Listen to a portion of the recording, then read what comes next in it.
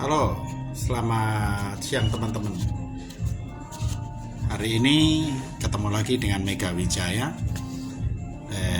Saya akan mengambil topik pembicaraan mengenai bagaimana memilih seorang presiden. Salam netralitas, salam hukum, dan berpikir. Nah, Bapak Ibu sekalian, sebenarnya saat ini tahun politik, banyak sekali partai-partai politik yang saat ini sedang memasang strategi gimana caranya agar bisa mencalonkan calon seseorang bisa menjadi seorang presiden ke depannya. Nah, ada pertimbangan-pertimbangan yang harus dilakukan. Ya, hari ini saya mau membahas tentang hal itu. Ya, yang pertama, dia harus mengerti yang namanya politik, ekonomi, sosial, budaya, dan pertahanan. Pertahanan dari mana? Pertahanan wilayah zona udara, darat, dan laut. Dan juga harus bisa memberikan pemikiran-pemikiran strategis tentang keamanan, tentang bagaimana melindungi negara Indonesia, contohnya agar tidak hilang pulau-pulau yang paling luar dari Indonesia. Dan juga harus bisa melindungi aset-aset negara. Poin berikutnya itu adalah sebagai seorang calon presiden dia harus bisa paham tentang ideologi Pancasila. Yang pertama adalah tentang ketuhanan.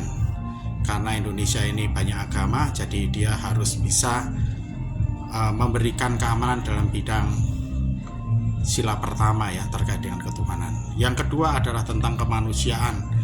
Nah, perlindungan terhadap manusia itu penting ya, apalagi Indonesia itu banyak sekali rakyatnya.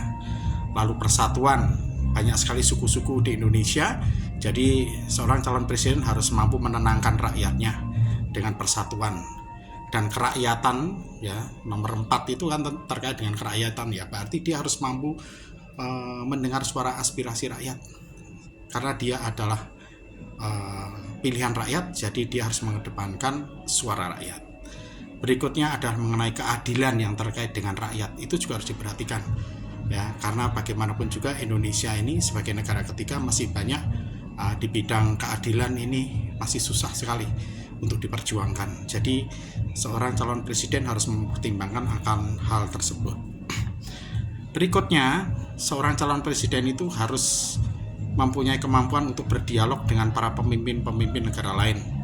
Jadi dalam hal ini dia sebagai face, sebagai front office-nya ya, dia di depan, lini paling depan. Jadi dia itu wajah dari negara.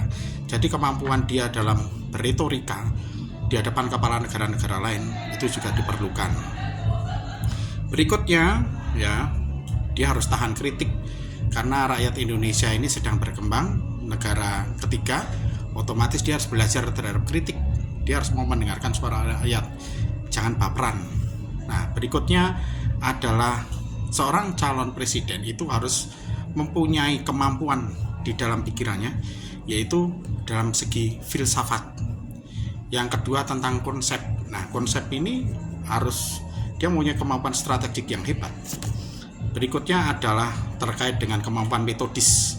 Dalam hal ini dia harus terintegrasi dan komprehens ya, dalam menyatukan semua pikirannya metodis. Ya, berikutnya adalah kemampuan dia dalam membuat keputusan secara teknis dan membumi sehingga tidak membuat kegaduhan di dalam masyarakat dalam setiap kebijakan-kebijakan yang dia sarankan untuk dibuat undang-undang ke depannya.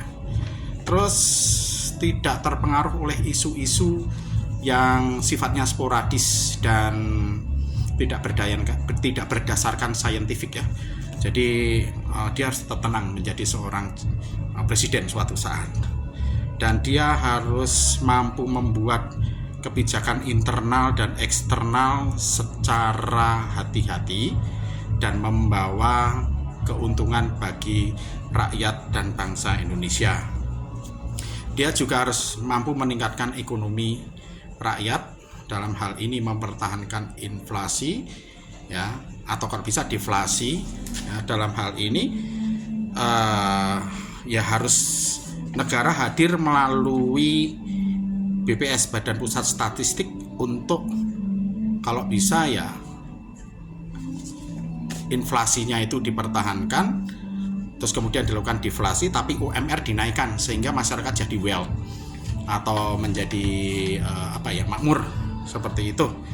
Lalu suatu saat kalau menjadi seorang presiden harus mampu memberikan lapangan kerja bagi rakyatnya. Itu sangat penting karena banyak sekali sekarang masyarakat Indonesia ini menuju Indonesia maju bersaing dengan tenaga kerja asing yang masuk ke Indonesia. Nah, itu harus diperhatikan juga.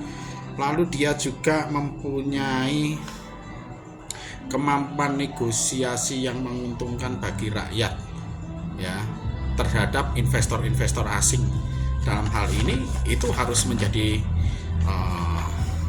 memang harus keharusan ya, karena memang seorang presiden itu adalah titik tolaknya untuk di ujung negosiasi. Lalu jangan mau disetir dengan kebijakan-kebijakan yang dibuat oleh orang-orang yang hanya mementingkan diri sendiri. Jadi dia harus mementingkan kepentingan negara. Jangan juga disetir oleh partai politiknya, di mana dia diusung oleh partai politik. Kemudian ketika dia menjadi seorang presiden, dia harus mempunyai independensi. Menjadi seorang negarawan, menjadi seorang presiden, dia harus memihak rakyatnya dan memihak negara, bukan memihak partainya, bukan memihak oligarki maupun memihak yang menguntungkan salah satu pihak. Jangan seperti itu. Lalu juga dia mempunyai kemampuan riset dan investigasi yang mendalam, sehingga ketika dia memberikan masukan kepada DPR untuk dibuatkan undang-undang, ya itu memang harus berdasarkan dari analisis yang mendalam. Maka dari situ dia harus juga mempunyai kemampuan untuk mendapatkan input aspirasi dari para ilmuwan dan juga mau mendengar dari hati nurani rakyat. Di samping itu juga presiden itu dia harus memberantas korupsi. Karena bagaimanapun juga korupsi itu merupakan hal yang sangat merugikan sekali rakyat.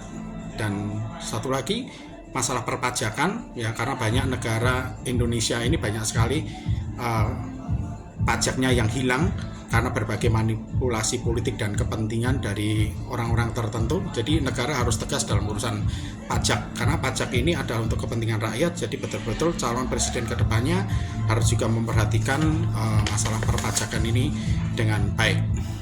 Dan juga tentang kapasitas hukum.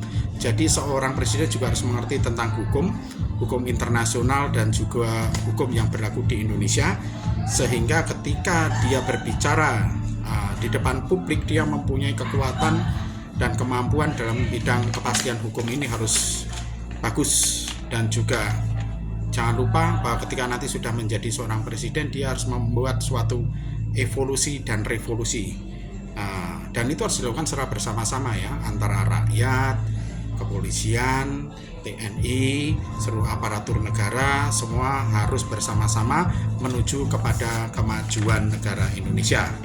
Lalu juga jangan lupa bahwa setiap calon presiden yang sekarang ini akan dimunculkan, mereka itu mempunyai sisi negatif, sisi positif, dan juga mempunyai pemikiran-pemikiran ke depannya. Nah, silahkan Bapak Ibu sekalian ya, pikirkan negatifnya apa, positifnya apa, mana yang lebih banyak negatifnya atau positifnya.